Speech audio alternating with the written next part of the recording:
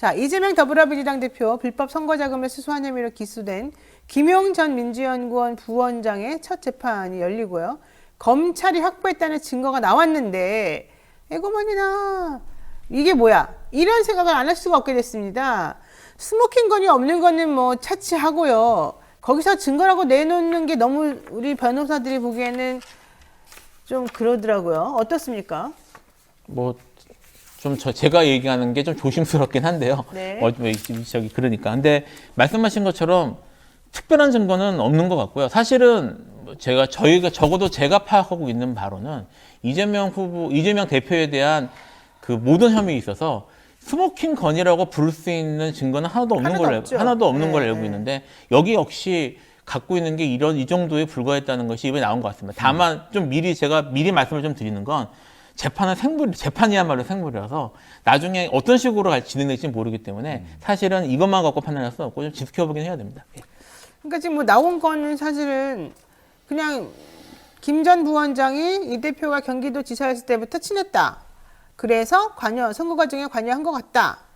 근데 이제 이런 주장이고요. 그 다음에 압수수색한 자료를 보고 나서 이거 읽어보니까 여기 나와 있는 기사들 같은 걸 보니까 돈이 필요했던 것 같다.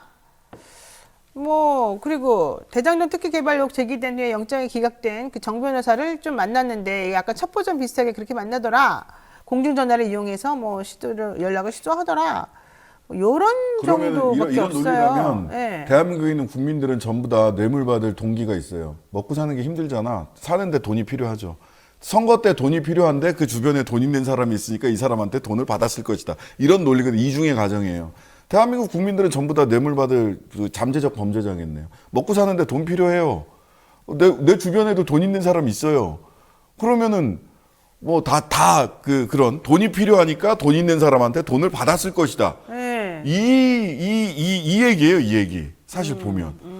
그게 무슨 논리죠? 난 이해할 수가 없어. 하나 조금 제가 좀 이거는 뭘까 생각했던 게 그 남 변호사 측근 이모 씨가 작성했다라고 보이는 남변의 측근인 이모 씨는 내가 아는 그 이씨 같은데 어쨌든 그 사람이 작성한 것으로 보이는 리스트라는 게 있어요. 그리고 괄호 열고 골프라고 써 있는 메모가 있는데 이 메모에 4월 25일 1 5월 31일 5 이런 숫자가 적혀 있었단 말이죠. 그러니까 이거를 검찰에서는 이건 4월 25일 날 1억을 줬다. 5월 31일 5억을 줬다라는 그런 뜻이다라고 이제 혼자 추측을 한 건데 사실 이런 것만 가지고서 그렇게 추측하는 건 너무 이게 간격이 크지 않습니까? 그냥 어차피 재판도 상식에서 기반되는 거거든요. 이거 지금 아마 기사 같은 거 보시면 아시겠는데 이걸로 이렇게 적혀 있으면 1억 5억 줬다고 결정적 증거가 될 수 있는지 생각해 보시면 답이 나올 겁니다. 그럴까요? 네.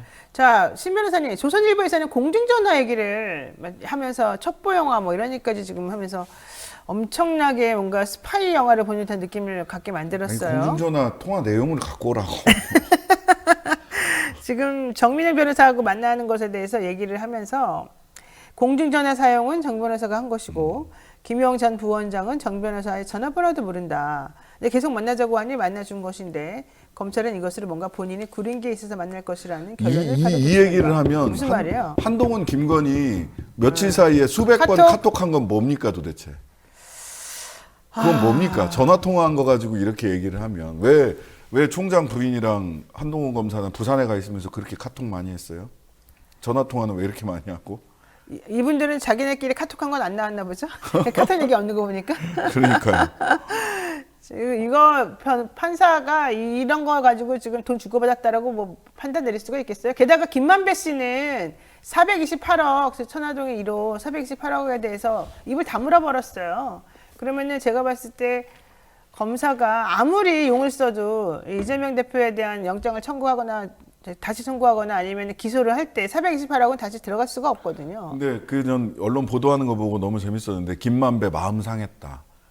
김만배 감정적으로 틀어져서 그래서 진술 안 하는 것처럼. 그러니까 원래는 범죄 사실이 있는데 검찰한테 서운해서 사실을 이야기하지 않는 것처럼 이야기를 한단 말이에요. 그러니까요. 언론 보도가. 그리고 김만배가 무슨 삐지는 어린이처럼 그러니까. 5살짜리 어린이가 삐진 것처럼 그렇게 해놨는데 김만배 씨는 새로 구속이 된 다음에는 변호사 접견도 허용을 안 시켜주고 절차적으로 지금 제대로 안 해주고 있는 이 검찰에 대해서 항의하는 마음은 있어요. 그런데 428호 관련해서는 이재명이라고 얘기한 적이 없어요. 그 전이나 지금이나.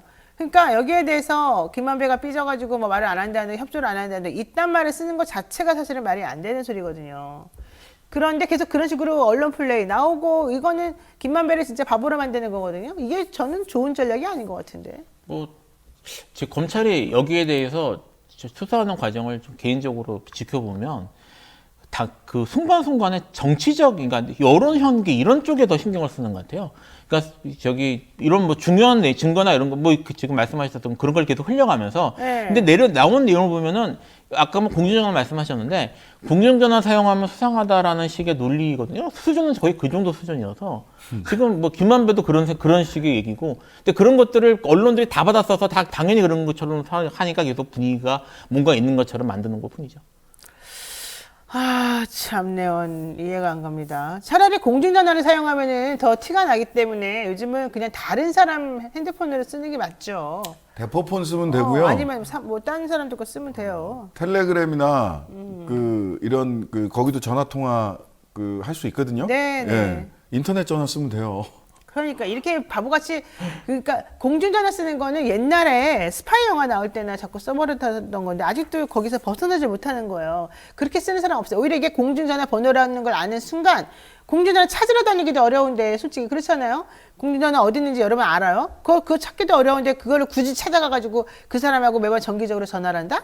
그게 더 웃기잖아요. 더 이상하잖아요. 그러니까 그렇게 하지 않아요. 진짜 일을 하고 싶을 때는. 근데 지금 쓰잘데기 없는데 좀 매몰되어 있는 것 같아요. 어쨌든 우리가 보기엔 좀 이상하다.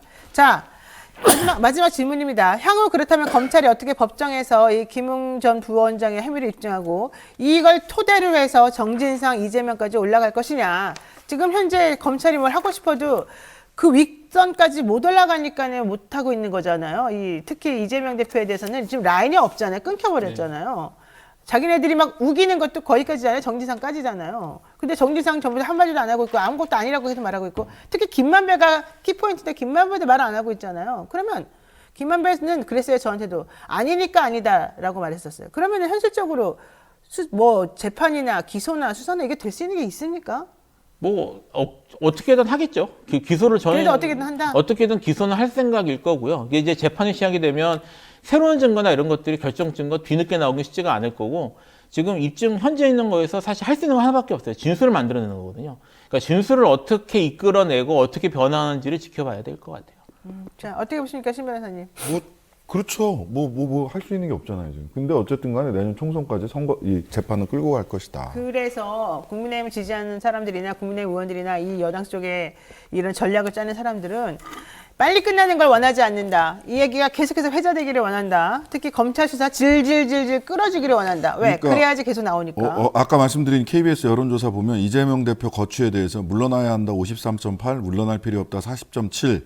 그런데 민주당 지지층에서는 물러나야 한다 19.6, 물러날 필요 없다 77.3이에요. 네. 그러니까 민주당 지지층이 어떻게 무엇을 우선해야 될까를 이 여론조사 결과를 봐도 나타나 있어요. 예. 근데 이거하고 이제 싸우겠죠? 검찰이나 여당 쪽에서는.